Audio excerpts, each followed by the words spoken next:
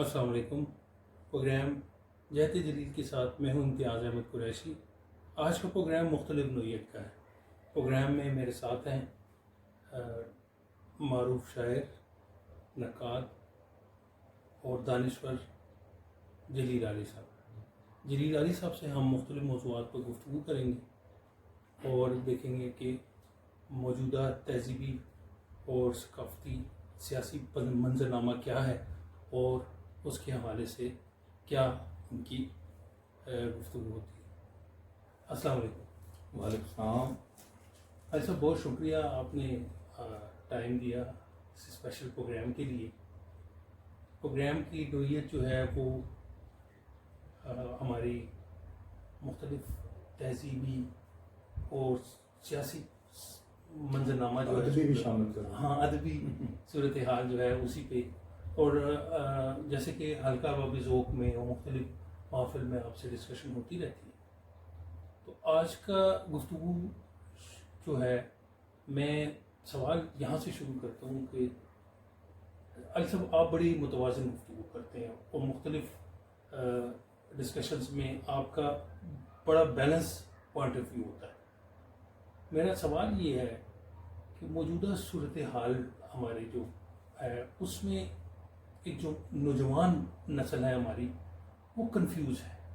مختلف بیانیے جو ہیں ان کا سامنا، پھر ان کو اس کی گہرائی میں دیکھنا، اس کا پس منظر، تو اس حوالے سے بتائیں۔ بسم اللہ الرحمن الرحیم۔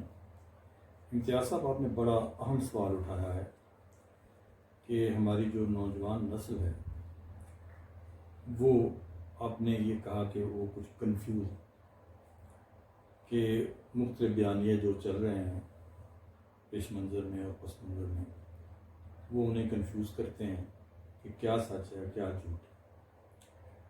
تو اس میں جب اس بارے میں سوچتا ہوں، کیونکہ میرے بھی دلچسپی کے یہ موضوعات ہیں اور پھر میرا سارا جو کیریئر ہے وہ طالب علموں کے ساتھ، تعلیم کے ساتھ رہا، اور اس کا ایک فائدہ یہ ہوتا ہے کہ جو آپ کی نوجوان نسل جو ہر سال اس کے نمائندہ بچے آتے ہیں کالجوں میں، تو ان کے جو رویے ہیں اور ان کے جو سوالات ہیں اور ان کی جو ذہنی پریشانیاں ہیں، ان سے ہمارا ایک طرح کا تعامل رہتا ہے، تو اندازہ کچھ ہوتا ہے۔ اصل میں تشکیل پاکستان کے بعد سے ہمارے ساتھ بہت ہاتھ ہوتا رہا۔ ہماری جو ثقافتی پالیسیاں ہیں، ہماری جو تعلیمی پالیسیاں، جو 25 سے بھی زیادہ کوئی تعلیمی پالیسیاں بنی ہوئی ہیں، اور بہت ساری تو باکسز میں بند ہی رہتی ہیں، سامنے نہیں آتی۔ اصل بات یہ ہے کہ یہ دنیا کے جو ایک زمانہ تھا نا، سرد جنگ کا تھا، ایک طرف اشتراکی دنیا تھی، ایک طرف جو تھی سرمایہ دارانہ دنیا تھی، تو وہ اس کلیش میں بھی پھر بھی کافی ایک واضح صورتحال تھی کہ بھئی آپ کے رویے کیا ہیں، کیا وہ سرمایہ دارانہ نظام کو تقویت پہنچانے والے ہیں یا وہ کوئی عوام دوستی کے رویے بنتے ہیں۔ اگرچہ اس میں بھی جو پرابلم ہوا وہ یہ ہوا کہ ہمارے یہاں وہ جو ایک ترقی پسند تحریک تھی، جس کے حوالے سے پھر اشتراکی اور سوشلسٹک نظام کی بات سامنے آتی ہے، اس تحریک کا کام تو بہت ہے۔ ادب میں شاید ہی اتنی بڑی کوئی موومنٹس مختلف ادبی روایات میں چلی ہوں جتنی یہ ایک بڑی تحریک تھی، جو معاشی مسائل کو، سماجی مسائل کو بہت اہمیت دیتی تھی ادب میں، اور اس کی کوشش یہ ہوتی تھی کہ ادب جو ہے وہ چینلائز ہو سکے انقلاب کے لیے، ایک ذریعہ بن سکے۔ اچھا، ادب ایک، میرا ہمیشہ سے نقطہ نظر یہ رہا کہ یہ ایک سلو میڈیا ہے، یہ فاسٹ میڈیا نہیں ہے، اخباروں کی طرح سے، ٹی وی کی طرح سے کہ جس کے فوراً رزلٹس کوئی سامنے آئے۔ یہ تو پینیٹریٹ کرتا ہے لٹریچر انسان کی زندگی میں، اس کی نفسیات میں، اس کے رویے بناتا ہے زندگی کے بارے میں، تو اس کے نتائج بہت بعد میں آتے ہیں اور بہت بالواسطہ طور پر آتے ہیں۔ تو آپ یہ کہہ سکتے ہیں کہ وہ لٹریچر جو لکھا گیا تھا، اس لٹریچر کا جو ایک آؤٹ کم ہوا، وہ بھٹو صاحب کی جو تحریک تھی اسلامی سوشلزم کی، اس کے ذریعے سے وہ جو ہے وہ سامنے آیا سیاسی سماجی سطح، اس کے اثرات سامنے آئے، اور ایک بہت بڑی اپیل جو تھی نچلے طبقات کے لیے بھٹو صاحب کے نقطۂ نظر میں موجود تھی، لیکن وہ مس ہینڈل ہوئی بات. کیونکہ آج میں جب دیکھتا ہوں تو مجھے محسوس ہوتا ہے کہ وہ جو ایک جنگ جاری تھی اشتراکی دنیا میں اور سرمایہ دارانہ دنیا میں، تو جو سرمایہ دارانہ استعمار تھا اس نے کوئی بہت ہی ڈیپ روٹڈ یا بہت گہرے اسٹریٹجی سے ہینڈل کیا چیزوں کو. کیونکہ آپ کو پتہ ہے کہ ہمارے جو اشتراکی دوست تھے وہ یعنی مذہب کو کوئی اتنا مذہب کے بارے میں نہیں رکھتے تھے، بلکہ یہ بنا ہوئی تھی صورتحال ادب میں بھی اور فکری دنیا میں بھی کہ مذہب کا مخالف ہونا ہی ترقی پسند ہونا ہوتا ہے. اب ذرا سا پیچھے نظر آپ دوڑا لیں تو ہندوؤں میں پریم چند ترقی پسند تحریک کی تاسیس سے پہلے سے موجود تھا، اور مسلمانوں میں اقبال ترقی پسند تحریک کی تاسیس سے پہلے سے موجود تھا. اور آپ کو پتہ ہے کہ اقبال کو تو ترقی پسند تحریک والوں نے پہلا جو تھا اس کا اساس کا جب اس کی تشکیل کر رہے تھے تو اس کے خطبے صدارتی خطبے کے لیے ریکویسٹ کی تھی، لیکن اقبال بیمار تھے، وہ نہیں، اس زمانے میں صاحب فراش تھے، نہیں آ سکے، ورنہ شاید وہ کچھ خد و خال وہ ہمیشہ ریکارڈ کا حصہ بن جاتی ان کی باتیں. تو یہ جو دونوں آدمی تھے، یہ جو روحانیت کا پہلو تھا انسان کی شخصیت کا، اس کو انوالو کر کے پروگریسو تھے. پریم چند اپنی ہندو جو اسپرچل روایت تھی اس کی سلامتی کے ساتھ وہ ایک ترقی پسندانہ لٹریچر تخلیق کر رہا تھا. اقبال اپنی مسلم روایت کا جو روحانی پہلو تھا اس کو ساتھ شامل کر کے وہ ایک ترقی پسندانہ لٹریچر لکھ رہا تھا. اس لیے کہ اقبال نے تو اشتراکیت کو 70-80% جو تھا وہ سمو لیا اپنے خیالات میں، اور یہاں تک کہہ دیا کہ بھئی خدا جمع اشتراکیت مساوی اسلام. لیکن ہوا یہ کہ ہمارے پھر ملک میں ایک طرف اسلامی سوشلزم کیمپ ہو گیا تو ایک طرف اسلامسٹ کیمپ ہو گیا. یہ تضاد بنتا نہیں تھا فکری، کیونکہ اسلام تو کوئی رکاوٹ نہیں ڈالتا اس بات میں کہ استحصال کو ختم کیا جائے، غریبوں کی حمایت کی جائے اور پسے ہوئے طبقات کا ساتھ دیا جائے. اس سے تو قرآن کے تو احکامات ہیں کہ کیوں نہیں نکلتے آپ ان مقہور و مجبور بستیوں کے لیے جو آپ کی مدد کے انتظار میں ہیں. ٹھیک ہے، اور پھر قرآن جو یہ کہتا ہے کہ غربت و ایمان کو بھی کمزور کر دیتی ہے. تو ان تھیمز کو کے ساتھ کوئی اعتنا نہیں کی ہمارے اشتراکی دوستوں نے. انہوں نے کہا اگر ہم یہ اتنی انقلابی تھیمز اور تصورات اسلام کے استعمال کرنا شروع کر دیں گے احادیث اور قرآن کی آیات کے، تو اس سے تو مذہب اسٹرینتھن ہو جائے گا. اور ان کے فریم ورک میں مذہب فٹ ان نہیں ہوتا تھا. اور اس کی وجہ میں بہت ساری اپنی گفتگو میں بتا چکا ہوں. اس کی وجہ یہ ہے کہ ہمارے دانشوروں کا جو مذہب کا تصور ہے، وہ مذہب کا تصور ان کا بنا ہوا ہے کرسچینٹی کی تاریخ سے، ویسٹ کی مذہبی تاریخ سے، اور ویسٹ کی مذہبی تاریخ مسیحی پاپائیت کی تاریخ. اسلام میں تو اقبال کا دعویٰ ہے کہ پاپائیت نہ کبھی رہی نہ کبھی ہو سکتی ہے. تو اس لیے جب آپ ایک محدود تصور مذہب سے اسلام کو بھی دیکھیں گے تو اس کے بارے میں بھی وہی نقطہ نظر اور باعث اپنا بنا لیں گے. تو یہ ایک خرابی. اقبال کو تو کوئی پرابلم نہیں تھا، تو وہ تو کتنے اعتماد کے ساتھ اور کتنی بڑی فکری تشکیل کرتا ہے وہ اپنی شاعری میں. اور آپ دیکھیں کہ جو چیز لوگوں کے اندر پینیٹریٹ کر جاتی ہے، جو چیز خلا میں رہتی ہے، وہ کبھی بھی لوگوں کے ساتھ ٹریول نہیں کرتی. تو اگر کوئی بھی ترقی پسندانہ تشکیل کسی بھی معاشرے میں ہو تو اس معاشرے کی جو روشن روایت ہے اس کے ساتھ انسلاک پیدا کرے گی تو وہ زمین میں جڑیں بنائے گی اور لوگوں کے سینوں میں اترے گی. اسی لیے آپ نے دیکھا کہ جب اشتراکیت کا زوال ہوا، رشیا کا ڈاؤن فال ہوا، اس کے بعد ہمارے سارے پروگریسو انٹلیکچوئل بیشتر این جی اوز میں چلے گئے. اور آپ کی جو ادبی تحریریں ہیں تنقید کی آج سے 30-35 سال پہلے، ان کے ہر مضمون کے ہر پیراگراف میں کہیں نہ کہیں کمٹمنٹ کا لفظ آ جاتا تھا. اور کمٹمنٹ سے مراد وہ کیا لیتے تھے کہ بھئی شاعر ادیب یہ بتائے کہ مخلوق خدا کے ساتھ اس کی کیا معاہدہ کیا ہے، اس کا وعدہ کیا ہے ان کے ساتھ، وہ ان کی وفا میں کیا نقطہ نظر رکھتا ہے. اب یہ کمٹمنٹ کا لفظ کبھی آپ نے دیکھا؟ 30 سالوں سے 35 سالوں سے ہماری تحریروں میں کمٹمنٹ کا لفظ غائب ہو چکا.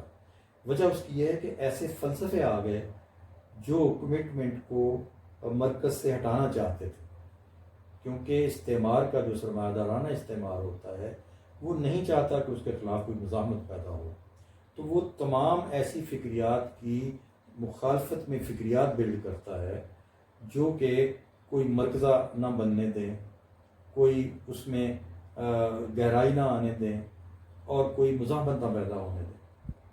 تو لہذا یہ پوسٹ ماڈرنزم کی تھیوری آ گئی، پھر پہلے ماڈرنزم کی تھیوری آ گئی، ایگزسٹینشلزم کی تھیوری آ گئی، تو پھر لسانیات کی تھیوریز آ گئی، حتیٰ کہ یہ کہا جانے لگا کہ بھئی لکھت لکھتی ہے، شاعر ادیب تو لکھتا ہی نہیں. تو جب شاعر ادیب لکھتا ہی نہیں ہے تو وہ کسی بات کا مکلف ہی نہ ہوا، ٹھیک ہے نا. تو پھر اسے وہ تو پابند نہیں ہے کسی چیز کا، تو کوئی نہ اس کے لیے کوئی اصول ضروری ہے پیش نظر رکھنا، ٹھیک ہے. پھر یہ آ گیا کہ جی معنی تو کہیں قیام ہی نہیں کرتا، وہ تو ہر وقت التوا میں رہتا ہے. اگر معنی ہر وقت التوا میں رہتا ہے تو تنقید لکھنے کی ضرورت کیا ہے؟ تنقید میں تو کوئی آپ معنی اسٹیبلش کرنے کی کوشش کرتے ہیں نا. تو اصل میں ہم آنکھیں بند کر کے تضادات نہیں دیکھتے جو چیزوں کے اندر موجود ہوتے ہیں، اور جب ہمارے دانشور یہ کریں گے تو آپ نے نوجوانوں کا اٹھایا تھا، تو ان کے فالوورز جو ہیں جو ان کو اپنا ریفرنس انڈیویجول بناتے ہیں، اپنا ماڈل بناتے ہیں، وہ بیچارے کیا کریں گے؟ تو میں تھوڑا سا واپس جانا چاہتا ہوں کہ اسلام اور سوشلزم میں استعمار نے، میں نے کہا تھا، ایک چالاکی کی. چالاکی اس نے کیا کی کہ جو تضاد وہ جو اشرافیہ میں یا سرمایہ داروں میں یا صاحب ثروت لوگوں میں اور بے حیثیت لوگوں کے درمیان ہونا چاہیے تھا، وہ انہوں نے سوڈو نظریاتی تضاد بنا دیا اسلام اور سوشلزم کا. مجھے یاد ہے کہ اس زمانے میں پروفیسر قرار حسین ہوتے تھے، بہت بزرگ اور بہت شاندار نقطہ نظر کے آدمی تھے، بہت متوازن فکر آدمی تھے. تو وہ کہا کرتے تھے کہ آپ نے ہاتھی کو چوہے کے ساتھ لڑا دیا، یعنی اسلام کو جو اتنا کمپریہنسو اور جامع نظریہ آیات ہے اس کو ایک سماجی تھیوری کے ساتھ لڑا دیا، اشتراکیت کے ساتھ. تو اصل میں یہ ایک ایسی لڑائی بنا دی گئی. اب یہ لڑائی آن گراؤنڈ کیسے بامانی بنانے کی کوشش کی گئی؟ وہ یہ کہ ہر سوسائٹی میں دو رویے موجود ہوتے ہیں، ہوتے تو تین ہیں لیکن میں اس وقت ان دو کی. ایک ہوتا ہے قدامت روایت پسندانہ رویہ، ایک رویہ ہوتا ہے تھوڑا سا جدید رویہ، جدیدیت پسند رویہ، اور ایک رویہ ہوتا ہے ماڈریٹ جسے اعتدال پسند رویہ کہتے ہیں. تو جب بھی کوئی موومنٹ آتی ہے تو ظاہر ہے تھوڑی سی شدت کے انداز میں آتی ہے. تو یہ جھنڈا جو جدیدیت والے لوگ تھے، ماڈرنزم والے لوگ تھے، ان کے ہاتھ میں تھما دیا گیا جھنڈا اسلامی سوشلزم کا. کہ وہ کچھ ٹریڈیشن کی باتوں سے، قدروں سے وہ اختلاف کرتے تھے، ان کے خلاف وہ رد عمل کا اظہار کرتے تھے، ٹھیک ہے. تو یہ تفریق نہیں واضح ہو سکی ہمارے دوستوں میں جو ماڈرنسٹ تھے اور جو سوشلسٹ تھے ان میں، کیونکہ دونوں یہ سمجھتے تھے، اشتراکی یہ سمجھتے تھے کہ مذہب کی مخالفت جو ہے وہ کافی ہے. اب ظاہر ہے ویسٹرن ماڈرنسٹ جو رویہ ہے، جو ماڈرنزم کو ماننے والا، تو ماڈرنزم کی تو بنیاد ہی ہے کہ کوئی ڈیوائن اتھارٹی ہے ہی نہیں، ٹھیک ہے نا. تو لہٰذا یہ چیز دونوں میں مشترک تھی، اس پر دونوں کی سانجھ ہو گئی. حالانکہ اشتراکیت کی ساری لڑائی ویسٹرن ماڈرنزم کے ساتھ تھی، کیونکہ جو ویسٹرن ماڈرنسٹک انسان دوستی ہے اور وہ جو سرمایہ دارانہ نظام ہے، یہ اسی کی پیداوار ہے نا جدید ہے. تو اس کے ساتھ تو بنیادی جھگڑا تھا اشتراکیت کا، لیکن انہوں نے اشتراک کر لیا، یعنی جن کے خلاف آپ نے لڑنا تھا ان سے اشتراک کر لیا. اور جس مذہب کے اندر ایک انقلابی تصورات موجود تھے جو سرمایہ دارانہ نظام کی مخالفت میں یوٹیلائز ہو سکتے تھے، آپ نے ان کی بھی مخالفت شروع کر دی. تو دوسری طرف کیا کیا گیا کہ جو قدامت پسند ذہن تھا ان کے ہاتھوں میں اسلام کا جھنڈا تھما دیا گیا، اس لیے کہ وہ اسلام کی ریڈیکل تعلیمات سے بدکتے تھے، وہ سٹیٹس کو والے اسلام کی بات کرتے تھے اور صرف ریچولز کی بات کرتے تھے اور سطحی باتیں کرتے تھے مذہب کے حوالے سے. تو یہ جھگڑا ہم تو اس وقت بھی ہم تو طالب علم تھے جب یہ زمانہ تھا، لیکن اتنا شعور تھا کیونکہ میرا سوشالوجی سبجیکٹ تھا، فلاسفی کا سبجیکٹ تھا، تو مجھے یہ فیل ہو رہا تھا کہ بھئی جو جھگڑا ہے یہ جھگڑا کچھ سوڈوز ہے، یہ اصل جھگڑا نہیں ہے.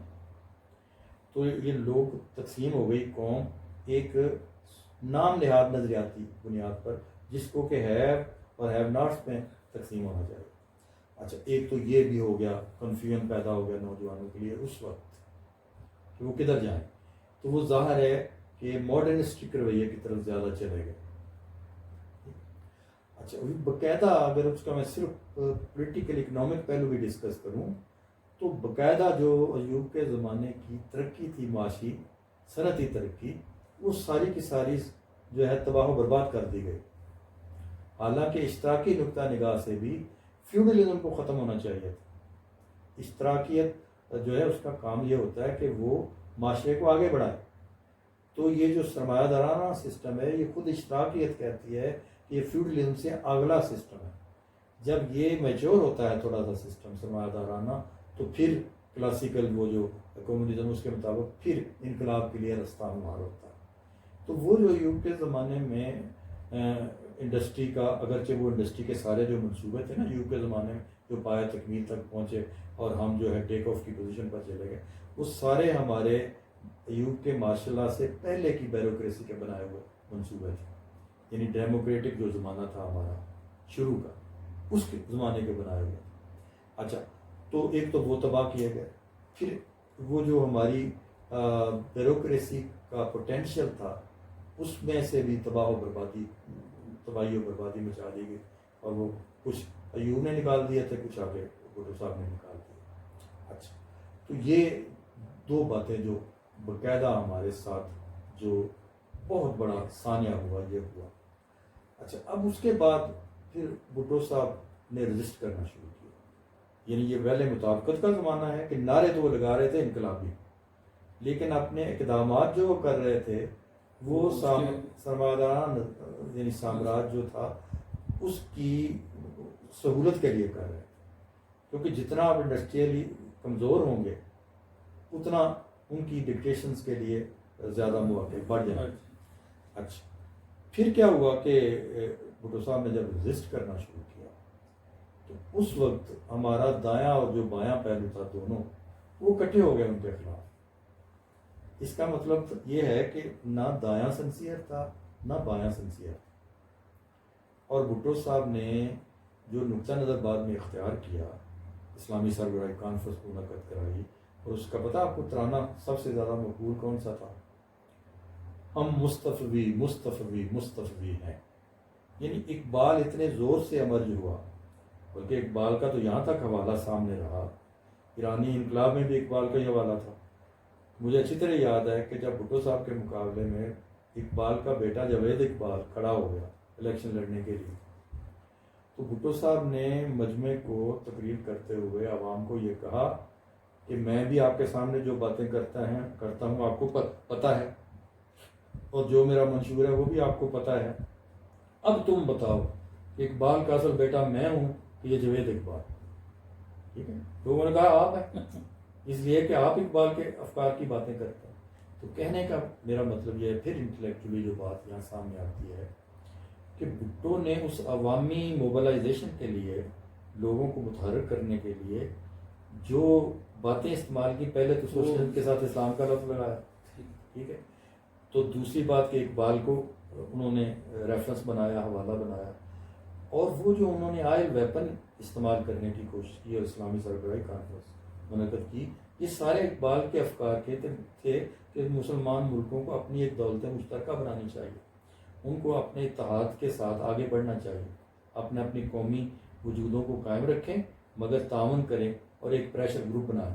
تو وہ یہی کرنے جا رہا ہے، پریشر گروپ. تو اس پر جو ہے وہ عالمی سامراج کا ماتھا ٹھنکا. تو انہوں نے کہا ہماری بلی ہمیں میاؤں، ٹھیک ہے جی.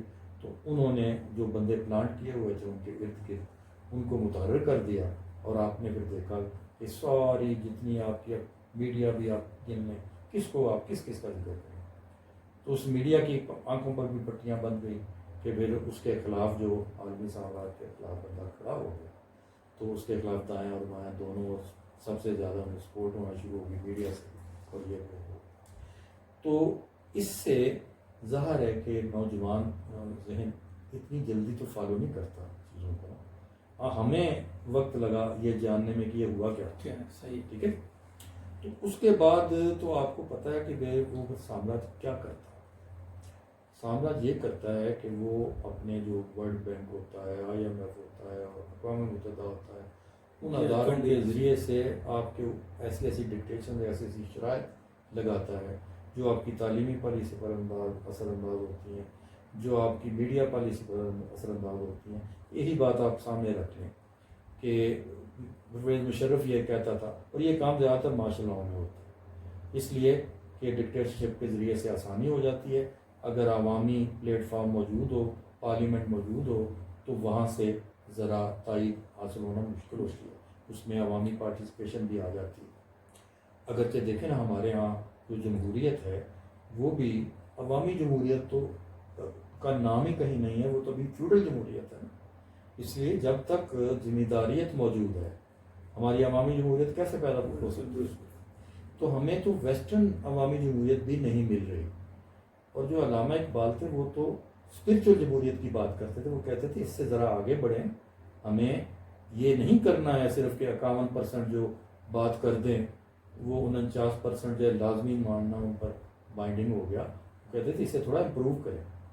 مثلا کچھ ہماری پرماننٹ ویلیوز ہیں انہیں تو کوئی ہاتھ نہیں لگا سکتا. دیکھیں نا 73 کا جو آئین بنا تو اس میں وہ بات آ گئی نا کہ قرآن و سنت کے خلاف قانون نہیں بن سکتا چاہے آپ 95% بھی اس کی حمایت کر رہے ہیں. تو یہ بات اقبال چاہتے تھے, یہ اقبال ہی کی اسپرچل ڈیموکریسی کا ایک ایلیمنٹ. اچھا, تو یہ ساری باتیں میں کر اس لیے رہا ہوں کہ ہمارے پاس تو روشن مینار موجود ہیں کنفیوژن سے محفوظ رہنے کے لیے. وہ ہے اقبال اور قائد اعظم جو ہمارے بالکل یعنی قریب تک زمانے میں ماضی میں موجود ہیں جنہوں نے پاکستان بنایا. اگر علامہ اقبال کے وہ خطوط ہی آپ پڑھ لیں جو اقبال نے قائد اعظم کو اپنی آخری 2 سالوں میں لکھے, ایک طرح سے بستر علالت پر لکھوائے, خود تو نہیں لکھے, تو وہ 14 ایک خط ہیں اور قائد اعظم کے فارورڈ سے وہ خط چھپے ہوئے. ان کی یعنی مصدقہ ہونے پر کوئی کلام اس لیے نہیں ہے کہ قائد اعظم کا فارورڈ اس پر موجود ہے. اس میں اقبال نے جو جو کچھ ہدایات دیں اور جو کچھ قائد اعظم کو جو کچھ جن خیالات کا کنوے کیے, اس سے آپ کو پتہ چلتا ہے کہ وہ کس طرح کی ریاست پاکستان کو دیکھنا چاہتے تھے, نئے ملک کو دیکھنا چاہتے تھے. اس میں وہ یہ ایک خط میں کہہ رہے ہیں قائد اعظم کو, کیا وقت آ نہیں گیا کہ اب آپ الگ وطن کا مطالبہ کر دیں. انہوں نے دیکھا اپنے خطبہ الہ آباد میں تو کہا تھا کہ برطانیہ یونین کے اندر یا باہر بالآخر ہمیں کوئی ایک الگ اپنا ایک بنانا پڑے گا خطہ. لیکن خط میں تو وہ کلیئرلی لکھ رہے ہیں کہ الگ وطن کا مطالبہ کر. تو اسی کی کنٹینیوٹی میں آپ دیکھیں کہ وہ تاریخ میں 1930 میں تو ویسی ہی بات کی جا سکتی ہے, وہ بھی چھوٹی بات نہیں تھی, بہت بڑی لازمی بات تھی. اس کے بعد علامہ اقبال کے پیچھے جو CID لگی رہی ہے اس ساری کی کاروائیاں جو ہیں وہ شفیق انجم تھے, ایک فوت ہو گئے, سیکریٹری ہوتے تھے, تو انہوں نے وہ ایک کتاب کی شکل میں مرتب کر دی ہیں کہ اقبال کے پیچھے CID کیسے جاتی تھی, یہ کیا باتیں کرتے ہیں, کیا بغاوت ابھار رہے ہیں, کیا کر رہے ہیں. اچھا, تو اب وہ اقبال کا نقطہ نظر ہمارے سامنے, تو اسی کو جب آپ پیش نظر رکھتے ہیں تو اکراس دا طبقات آپ کو حمایت ملنا شروع ہو جاتی ہے, جیسے بھٹو صاحب کو ملی. تو یہ جو عالمی استعمار ہوتا ہے اسے پتہ ہوتا ہے کہ ان کی اصل طاقت کون ہے. اب آپ دیکھتے ہیں کہ آپ کے جو لبرلز ہیں, آزاد خیال جو ہیں, آپ کے جو الحاد پرست لوگ ہیں, آپ کے جو مغربی جدیدیت پسند لوگ ہیں, یہ سارے کے سارے اسلام کو تو آسانی سے برا بلا نہیں کہہ سکتے آپ, کیونکہ یہ پوری لوگ جو ہیں اسلام سے کے عاشق ہیں. تو پھر وہ اقبال کو کہتے ہیں, کیونکہ اقبال جو ہے وہ ماڈرن مسائل کے حوالے سے اسلام سے ہی بصیرت لے کے ان کے حال بتاتا ہے, تو اس لیے وہ ریلیونٹ بن جاتا ہے بہت زیادہ. تو تو اس کی مخالفت وہ کرتے ہیں. تو اب جو آپ کا سب سے بڑا پوٹینشیل ہے، جو آپ کا تشخص ابھار سکتا ہے، جو آپ کو سالوں کا سفر جو ہے دنوں میں طے کرنے کا رستہ بتا سکتا ہے، آپ اگر اس کے بارے میں آپ کا ویسٹرن ذہن جو ہے وہ کنفیوژن پھیلا رہا ہو، اسے ملائن کر رہا ہو، پھر نوجوانوں سے آپ کیا توقع کریں. یہ ایک بات میں اور بہت اہم کر کہنا چاہتا ہوں. اچھا، میں مشرف کا میں نے ذکر چلا تھا، یہ صحافت کے سلسلے میں. وہ آپ کو پتہ ہے روز اٹھ کے ایک دفعہ یہ کہتا تھا کہ میں نے صحافت کو آزادی دی اور میں نے اتنے سارے چینل ملک میں لایا. آپ ذرا کبھی پوچھیں کہ گہرائی میں جائیں، اس کی ہسٹری میں جائیں، تو چینل ویسٹرن ورلڈ جو تھی وہ اپنے دباؤ سے لائی، اس نے نہیں خوشی سے اس نے نہیں لائے. اچھا، اب اس کو اپنا کریڈٹ بناتے ہیں. آپ کو پتہ ہے نا کہ پہلی دفعہ آپ کے ملک میں یہ ہوا کہ اس نے جب لوگوں اڈے دیے افغانستان پر حملہ کرنے کے لیے اور لوگ پکڑ کے دیے، اپنی کتاب میں بھی وہ لکھ چکا ہے، تو آپ کی retired elite army, CNC level کے لوگ، ڈائریکٹر جنرل ISI کے لیول کے لوگ، وہ بات سڑکوں پہ آ گئے. ٹھیک ہے، یہ چھوٹی بات نہیں، یہ بہت بڑی بات ہے کہ انہوں نے کہا کہ یہ بہت بڑا رسک ہو گیا ملک کے لیے. پھر آپ کو پتا مصطفیٰ علی میر نے انکار کیا تھا میں نہیں اڈے دیتا، تو اس کا کیا شروع ہوا، وہ اسیسینیٹ ہوا نا، اس کا طیارہ گرا گیا. تو میں بتانا یہ چاہتا ہوں کہ اگر آپ نے ان دا انٹرسٹ آف کنٹری، ملک کے فائدے میں آپ نے یہ آزادی صحافت کی دی تھی، یہ الیکٹرانک میڈیا کو کے دروازے آپ نے کھولے تھے، تو آپ کہا کرتے تھے کہ سب سے پہلے پاکستان. تو کیا آپ نے ان کو پابند کیا کہ جو قومی دن ہوتے ہیں، یوم اقبال ہے، یوم قائد اعظم ہے، یوم پاکستان ہے، یوم آزادی ہے، ان دنوں میں آپ کوئی 2 گھنٹے کے لیے اس دن کے لیے کوئی قومی پروگرام کریں گے لازمی، یا صدر کی تقریر ہوگی تو آپ کو لازمی سنانی پڑے گی، وزیر اعظم کی تقریر ہوگی تو آپ کو لازمی سنانی پڑے گی، اور قومی اور مذہبی جو ہمارے تہوار ہیں ان کے لیے آپ کوئی پروگرام مرتب کریں گے. کوئی پابند کیا کسی کو؟ آپ کو پتہ ہے یوم اقبال گزرا ہوتا ہے تو سارے چینل جو ہیں سوائے آپ کے اپنا PTV کا جو چینل ہوتا ہے وہ پروگرام کر دیتا ہے اقبال کے حوالے سے. یہ یوم آزادی ہے تو اس کے حوالے وہ بھی اب ہوا ہے گزشتہ 3-4 سالوں میں، وہ بھی خاموش رہا. کہنا کہ مطلب یہ ہے، یہ تو خیر اس کے آنے سے اب نئی رجیم کی وجہ سے بہت کچھ ہوا نا. تو اس کا مطلب یہ ہوا، اب یہ کتنوں کو پتہ ہے کہ بھئی یہ جو آزادی الیکٹرانک میڈیا کو دی گئی تھی، یہ آزادی کس کے مفادات کی نگہداشت کے لیے یا ان کے مفادات پورا کرنے کے لیے دی گئی تھی. اب جب آپ کے 100 سے زائد چینلز ہوں اور ان کا قبلہ ہی درست نہ ہو، وہ ملٹی نیشنلز کے سے اشتہاروں سے چلتے ہیں. مجھے یاد ہے کہ میں کسی ایک چینل پہ چلا گیا، TV چینل پہ، تو انہوں نے بچوں کے بارے میں گفتگو ہو رہی تھی، تو انہوں نے گلے ان کے خراب ہو جاتے ہیں. تو میرے ساتھ بات ہو رہی تھی، میں نے کہا جی کہ انہوں نے کہا کیا وجہ ہے ان کی؟ میں کہ ان کی وجہ یہ ہے کہ وہ ٹافیاں کھاتے ہیں، وہ پیپسی کوکا فلاں پیتے ہیں، تو ان سے گلے ان کے خراب ہوتے ہیں. تو کیوں والدین ان کو منع کریں، وہ کیوں یہ کرتے ہیں؟ تو میں نے کہا جی اس کی وجہ یہ ہے کہ آپ کے اتنے اشتہارات، گلیمرس اشتہارات آتے ہیں جو موٹیویٹ کرتے ہیں. تو وہ جب بچوں کو اتنا موٹیویٹ کریں گے گلیمرس طریقے سے، تو انہوں نے وہی میری ریکارڈنگ روک دی. اور پروڈیوسر صاحب اوپر سے آئے، انہوں نے کہا جی اشتہاروں پر کام چل رہے ہیں، آپ اشتہاروں کے خلاف بول رہے ہیں. یعنی سائنٹیفکلی اسپیکنگ آپ وہ بات نہیں کر سکتے جو حقیقی بات ہے. وہ جب آپ بات ہی ادھوری کریں گے، لوگوں تک بات ہی ادھوری پہنچے گی تو کنفیوژن نہیں پیدا ہوگا، تو اور کیا ہوگا. یعنی کہ قدغنیں ہیں مختلف میڈیا کے حوالے سے. اچھا، پھر ایک اور آپ بات دیکھیں، اتنے پہلو ہیں نا، اس مسئلہ آپ نے یہ چھیڑ دیا، اس کے پہلو بہت سارے.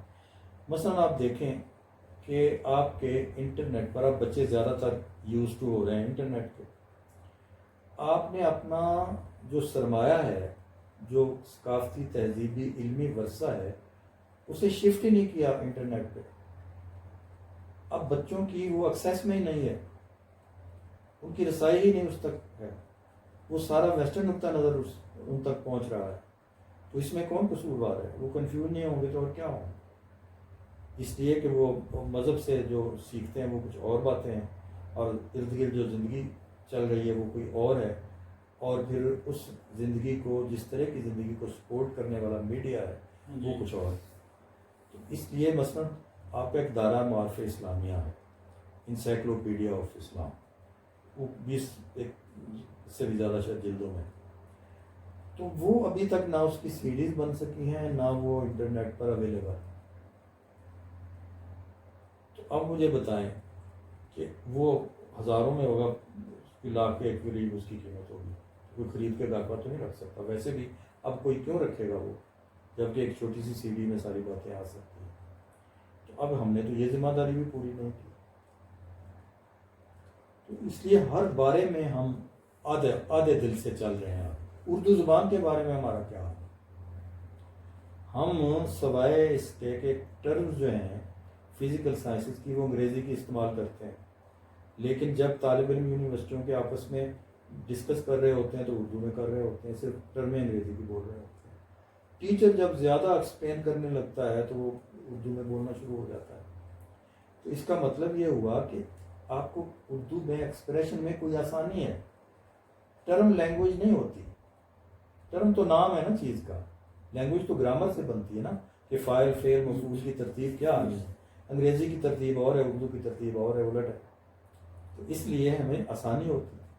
تو آپ اگر اتنا سا انقلابی قدم اٹھا لیں کہ آپ یہ کہیں کہ جی کل سے ہم لکھیں گے اردو میں فزکس کیمسٹری کوئی بھی سبجیکٹ ہے، ٹرم اس کی ہم انٹرنیشنل استعمال کریں گے، ہمیں ترجموں کی بھی ضرورت نہیں. وہ جو کہتے ہیں نا دارالترجمہ، ہمیں ترجمے کرنے کی بھی ضرورت نہیں کتابوں کی. ہم ایک مومنٹ میں انٹرنیشنل نالج کے ساتھ ہم ہر لمحہ ربط میں رہیں گے، اور صرف ہم یہ کیا کریں گے کہ صرف بولیں گے لکھیں گے اردو میں، ٹرمیں وہی انگریزی کی چلیں. مطلب راستے ہیں اگر تھوڑا سا دیکھا جائے اور راستہ نکالا البتہ ہاں آپ سوشل سائنسز کی ٹرمز کو قائم کر لیں، اس میں ذرا تھوڑا سا کلچرل پس منظر بھی ہوتا ہے، دوسرا بھی ہوتا ہے. اچھا علی صاحب یہ بتائیں، یہ آپ بڑی جامعہ گفتگو کی، مختلف حوالوں سے مختلف مسائل کی نشاندہی بھی کی.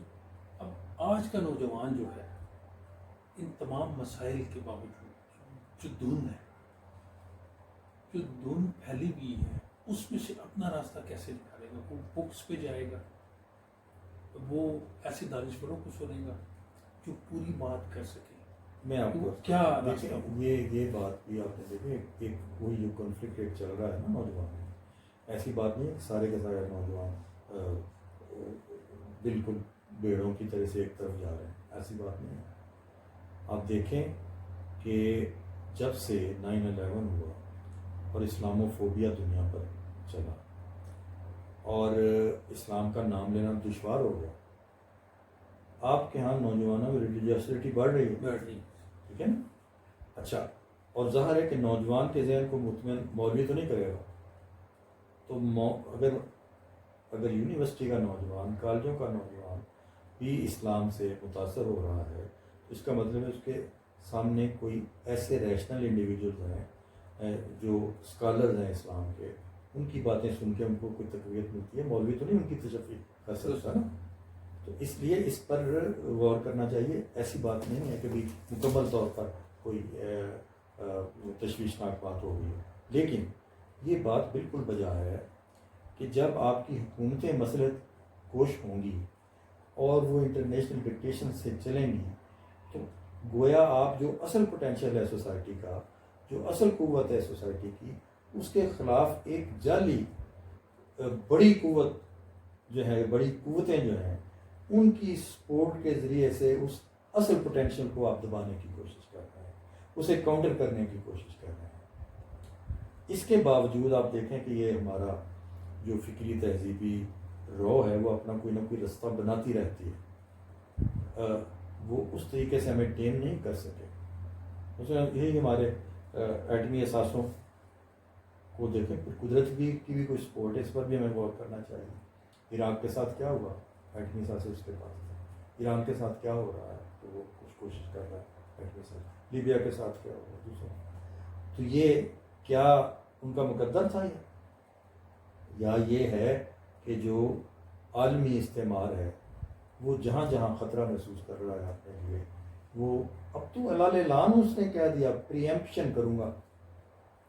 یعنی مجھے اقوام متحدہ کا مینڈیٹ لینے کی بھی ضرورت نہیں ہے، مجھے کوئی قوت نافذہ کی ضرورت نہیں ہے، ان سے لینے کی، تائید لینے کی ضرورت نہیں ہے۔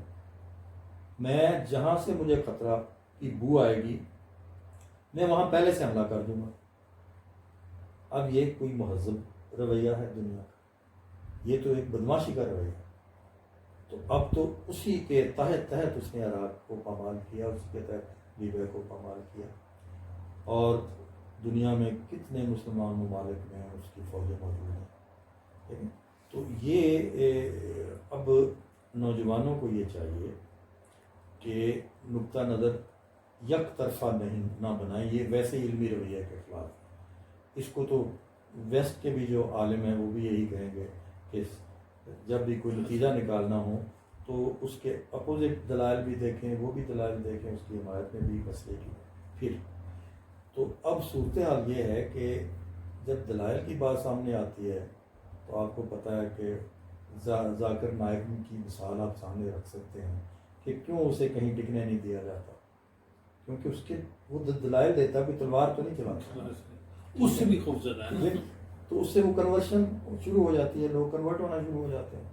تو لوگ کنورٹ ہونا شروع ہو جاتے ہیں تو کوئی سچائی ہے نا جس کی طرف لوگ آتے ہیں۔ ایک سب سے بڑی ایک تھیری ہے، وہ تھیری ہے کہ کوئی چیز جس کی کوئی نہ کوئی ضرورت نہ ہو وہ رہ نہیں سکتی معاشرے میں۔ تو اب یہ 21ویں صدی جا رہی ہے، تو اجتماعی تحریکوں کی ضرورت اسلام ہے تو تحریکیں چل رہی ہیں، ٹھیک ہے۔ تو اب اس کو ہمارے نوجوان کو ذہن میں لانے کی ضرورت ہے کہ مغربی علمی تاریخ جو ہے اس میں مذہب کے حوالے سے سوچ بچار کو تھیولوجیکل ایج کہتے ہیں، اور وہ 400-500 سال پہلے وہ کہتے ہیں تھیولوجیکل ایج ختم ہو گئی، اب ریشنل ایج چل رہی ہے۔ تو ان کو یہ سوچنا چاہیے کہ یہ جو 21ویں صدی میں بھی ایرانی انقلاب آتا ہے 20ویں صدی کے اینڈ پر، ٹھیک ہے، جو اشتراکیت کو پیچھے چھوڑ کے آگے بڑھ کے ایک انقلاب اسلام کے نام پہ کرتا ہے، تو کیوں یہ حوالہ بنا اسلام؟ کوئی اس میں ایسا ریشنلزم ہے جو 21ویں صدی کے مائنڈ کو بھی متاثر کرتا ہے اور متوجہ کرتا ہے؟ تو اس پر غور کرنا چاہیے، نتیجہ کو خود نکالیں، تو ان پر غور کرنا چاہیے کہ کیوں ویسٹرن ورلڈ جو ہے اشتراکیت کے ہوے کے بعد اب وہ ہوا نہیں رہ گیا، تو اسلامو فوبیا کا انہوں نے پھیلانا شروع کر دیا، ہمارے بم کو اسلامی بم کہہ دیا گیا۔ تو اب میرا کہنے کا مطلب یہ تھا کہ دیکھیں ہمیں اللہ میاں نے بچایا، پاکستان کی جو سوچ بچار ہے اور جو اجتماعی ہمارا شعور ہے ابھی تک اسے اتنا پینیٹریٹ اس میں نہیں کر سکے یا اتنی دراڑیں نہیں ڈال سکے، تمام اپنی کاروائیوں، تمام یہاں ڈکٹیٹروں کی حمایت کرنے کے باوجود، 10 سالوں کے مارشل لاؤں کے باوجود اس قوم کو مکمل طور پر اپنا قبلہ کعبہ نہیں بلا سکے، اور اس کا سمت جو ہے اسے وہ کھوٹا نہیں کر سکے۔ ابھی آپ نے دیکھا کہ یہ سی پیک جو تھا ہمارے مفاد میں جو تھا، اس کے حوالے سے انٹرنیشنل کتنا بڑا واضح طور پر کہا وہ ٹرمپ نے کہ جی مت کریں یہ کام، مجھے پسند نہیں، ہم نے کیا۔ ایٹم بم ہمارا ہمیں کتنی بار روکا کہ ہم نے بنایا، ٹھیک ہے۔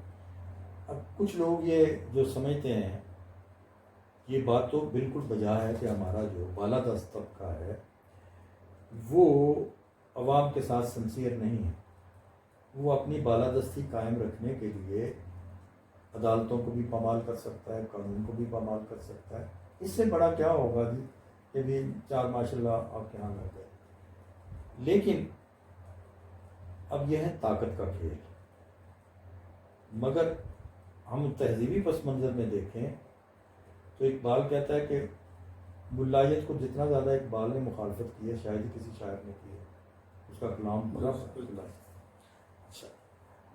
تو آپ نے دیکھا کہ ہمارے ملک میں مذہبیت تو بڑھ رہی ہے، ملا قائد نہیں بن پا رہا، مولوی قیادت نہیں کر پا رہا، اس لیے کہ جب بھی الیکشن ہوتا ہے آپ دیکھتے ہیں ان کو 5-7% بھی نہیں ملتے ووٹ، حالانکہ جو مذہبی پارٹیاں سیاست میں ہوتی ہیں وہ 100% مذہبی تو نہیں ہوتی ہیں، وہ تو سیاست کر رہی ہوتی ہیں، پھر بھی نہیں ملتی۔ تو یہ اس بات کی تصدیق ہے کہ یہ قوم جو ہے اپنے تہذیبی ثقافتی پہچان کے حوالے چھوڑنے کے لیے تیار نہیں ہے. اس میں نوجوانوں کو شامل کر کے میں بات کر رہا ہوں. ان کے دلوں میں رسول اللہ بستے ہیں, ان کو دلوں میں اپنی مسلم شناخت بستی ہے, اس کے اوپر وہ کمپرومائز کرنے کے لیے تیار نہیں ہے. حالانکہ ساری الغات اسی پر ہے کہ یہ حوالے ختم ہو جائیں. ٹھیک ہے, یہ ہے امید کی کرن. لیکن اس کا مطلب یہ نہیں کہ ہم اپنی ذمہ داریاں پوری کر رہے ہیں نوجوانوں کو. مثلا میں پہلے بھی کسی گفتگو میں یہ کہہ چکا ہوں کہ ہماری یونیورسٹیوں کا جو کریکولم بنتا ہے اس میں جن تھیریز کو ہم اپنے پیش نظر رکھ رہے ہیں وہ ساری تھیریز اب 2-3 چل رہی ہیں آج کل. پوسٹ ماڈرنزم چل رہی ہے, اور یہ فیمنزم چل رہی ہے, اور یہ پوسٹ کولونیل لٹریچر. اس کے ذریعے سے ریسرچز ہو رہی ہیں سوشل سائنسز میں. ان کیا یہی تھیریز رہ گئی ہیں؟ بھائی آپ تھیریز ایوالو کریں. آپ اپنے لٹریچر میں سے, آپ اپنی تاریخ میں سے, آپ اپنے کلچر میں سے نکالیں تھیریز اور ان کو ٹیسٹ کریں. وہ چھوٹی چھوٹی تھیریز بہت ساری ویسٹ میں بھی چھوٹی چھوٹی تھیریز ہوتی ہیں جو کوئی بہت بڑا نقطہ نظر نہیں ہوتا. تو آپ بھی ایوالو کر سکتے ہیں اور ریسرچیں کروائیں ان پر. آپ کو جو ٹاپک نہیں ملتے آگے پھر صورت حال آپ کی یہ ہے, تعلیم کی صورت حال یہ ہے. آپ کو پتہ ہے جو ایم اے اور پی ایچ ڈی آپ کے لٹریچر میں کروائے جاتے ہیں کیا لیول ہے ان کا. لینگویج نہیں ٹھیک ہے, اور تو اور کہیں رہ گئے, کنسیپٹ تو دور کی بات. اور وہ ایک ہی زیادہ تر ڈگر چلی ہوئی ہے کہ جی آثار و احوال, کوئی شخص ایک لے لیں, اس کے معلومات اس کے بارے میں جمع کرنی شروع کر دیں. تو ٹرینڈز کے بارے میں ریسرچز کروائیں, آپ کوئی کورلیشن چیزوں کا دریافت کریں, آپ کوئی انٹلیکچوئل انالیسس کروائیں لٹریچر کا. تو پھر اس سے وہ پیدا ہوگی, یعنی کلیئرٹی. میں آپ کو ایک اور امید کی بات بتانے لگا. میرا بیٹا جو تھا اس نے 1998 میں کیا تھا غلام ساق خان انسٹیٹیوٹ سے. اس وقت ابھی وہ دوسرا بیچ اس کا چلا تھا. تو اس کی شادی پر اس کے کچھ ٹیچرز آئے امریکہ سے. ان کے ساتھ میرا ڈائلاگ دن رہا, 5-7 دن وہ یہاں رہے, انجینئرنگ کے تھے. تو میں نے کہا جی کیا آپ کو فرق نظر آتا ہے انڈین اسٹوڈنٹس میں اور پاکستانی اسٹوڈنٹس میں؟ تو یہ اب اس امریکن کی بات ہے ٹیچر کی. اس نے کہا جی پاکستانی اسٹوڈنٹس کے کنسیپٹس کلیئر ہیں, انڈیا کے مقابلے میں پاکستانی اسٹوڈنٹس کے کنسیپٹس زیادہ کلیئر ہیں. اچھا اسی طریقے سے آپ دیکھیں او لیول کا امتحان آپ تو نہیں لیتے, انٹرنیشنل لیول ہے نا, تو اس میں ٹاپ کی پوزیشنیں آپ کے بچے لے رہے ہیں. تو ٹینشن تو ہے, بہت ہے, اسے چینلائز کرنا ہے. تو وہ جو بیانیوں والی بات آپ نے کی تھی وہ الگ طور پر بہت زیادہ ٹائم وہ چاہتی ہے کہ بتایا جائے کہ بیانیے کون کون سے چل رہے ہیں, تو صحیح بیانیہ کیا ہوتا ہے. اور بیانیے کا لفظ بھی کوئی زیادہ دیر نہیں ہوئی آگے. علی صاحب وہ ہم نیکسٹ پروگرام میں کریں گے, اس پر گفتگو کریں گے. آج کے پروگرام کو کا اختتام ہے. اجازت دیجیے, انشاءاللہ پھر ملاقات. اللہ حافظ.